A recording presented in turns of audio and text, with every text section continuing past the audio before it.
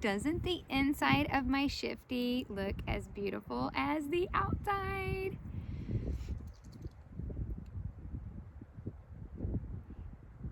It is a beautiful day, and I wanted to share just a moment with you.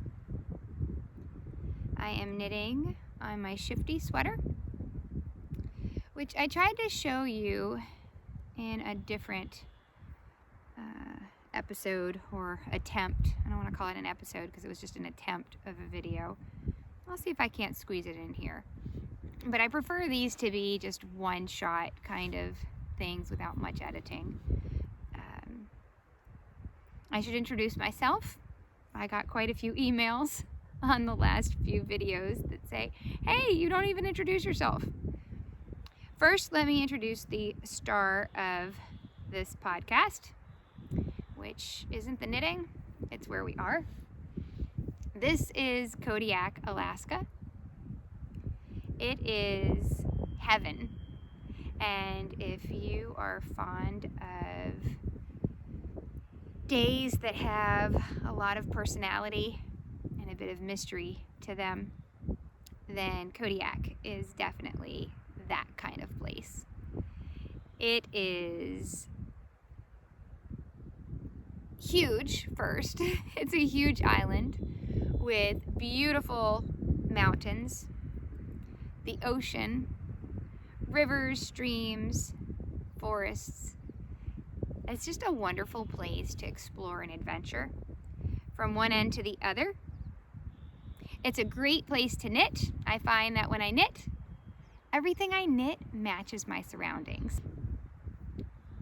So, Kodiak is where I am. I am Melissa. You can call me Mel. I like to knit. I like to be outside, and I like to combine a bit of both and share it with you if at all possible. I'm going to share a little bit about this yarn that is a tangled hot mess right now. This is Noro. It's a blend of several different things, and because I'm out in nature, I don't have tags and stuff readily available, but it is a blend. It's a single ply. It has silk, it has cotton, it has wool, and something else in it. It's 4 things. My dog is running behind you. She's having a blast. She just loves it here. She just runs and jumps, and Alaska is a great place to be a dog. Alaska is also a great place to be a human if you like to explore and be out in nature. Okay, so what am I knitting? I told you what I'm using. I'm using Noro wool.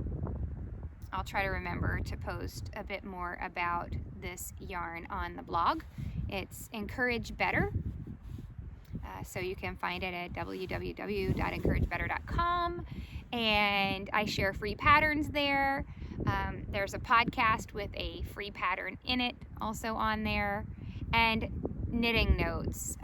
If you go across the top bar, in addition to a blog and a podcast, there's a drop-down menu that says projects, and it'll have different projects that I'm working on. This is the Shifty Sweater. It sounds like they're laughing, but it's actually the eagles. Or the ravens. The eagles make the really high-pitched chirp sound, and the ravens make this really deep sound. It's fun. Well, because I don't want to sit and take up a ton of your time, let me just share with you a little bit about this project that I'm working on.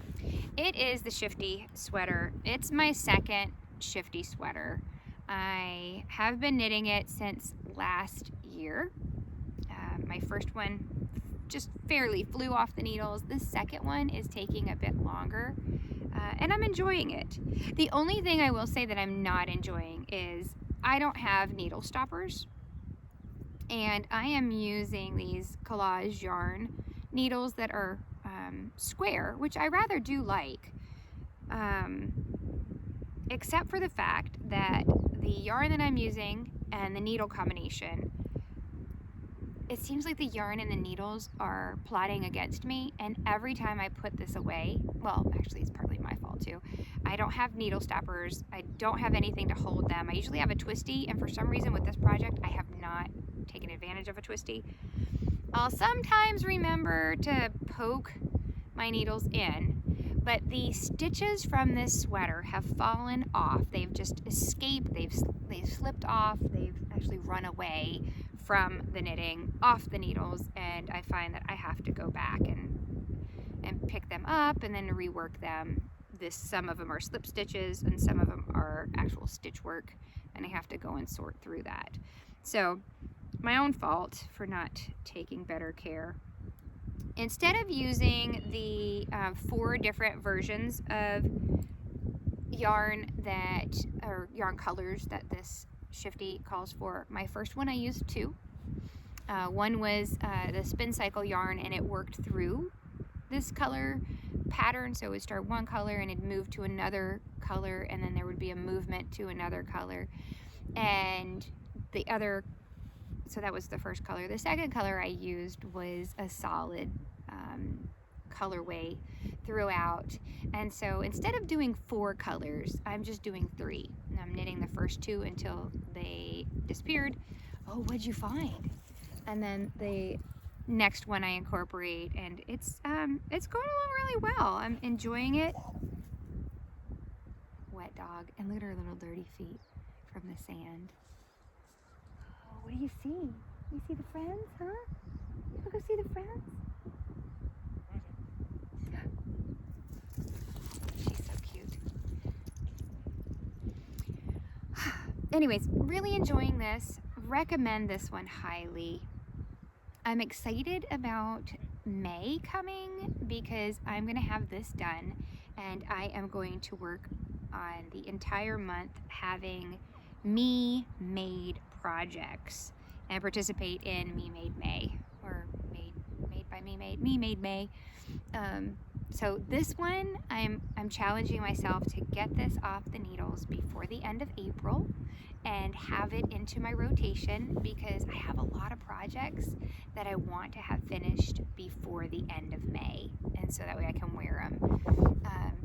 I don't feel pressure to have May be all about what I have done, but I'm excited about May being a time to really thoughtfully put together outfits that have hand knit or hand sewn, like the dress I'm wearing, and see how many items in my closet I can look through and just feel a sense of pride in ownership, owning the fact that they were created by my hands.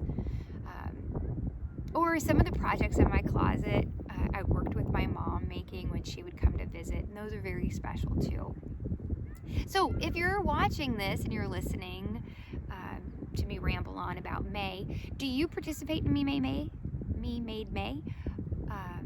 Do you find that a lot of your items for this wardrobe challenge, or I guess it doesn't have to be about your wardrobe solely as far as like garments, sometimes we make things for our home. I think May should be a celebration. Every day should be a celebration of something you've done. But if you have other things around your home, I think that sharing that and showing it off, I'm getting a little chattery because suddenly the clouds came over. There was a bit of sun coming through and the breeze is blowing, and my face is the first thing to get cold. I have really big cheeks, and when they get cold, my whole mouth shuts down. So you're listening to me flummox my way through. Anyways, I'm going to try in May to finish up, and by the end of May have more things in my handmade rotation that are complete. There are so many things, or at least, backing up, either complete or I need to make a decision on these things. Some things, they're just languishing on my needles, and I don't think I'm ever going to make them. And what I need to do is look at them and decide, hey, is this something I want to continue on, Or is it something I want to pull back and use for something else? How do I feel about this project, and what next steps should I take to be a good steward of my time and my resources? And my wardrobe is part of that, and my knitting is part of that too. And here comes Sasha. She's ready to go, so I'm gonna have to say aloha to you. She says it's dinner time. She says I need to get home and make some halibut for dinner tonight. Isn't that right? All right, so thanks for sitting and joining me. If you're interested and you want to hear more about my projects that I have on the needles, I encourage you to follow me on Instagram. I'm at mskiknits, mski, not because I ski, because my last name before I got married, my maiden name was Polish, ski at the end, and knits because I love knitting. So mskiknits on Instagram. You are welcome to join in the friendly family of knitters and creative people on the blog. There's a podcast that has some fun things going on, and just love connecting and having community with you. So you are welcome, you are invited, and you are being so patient. It's time for me to go. Bye.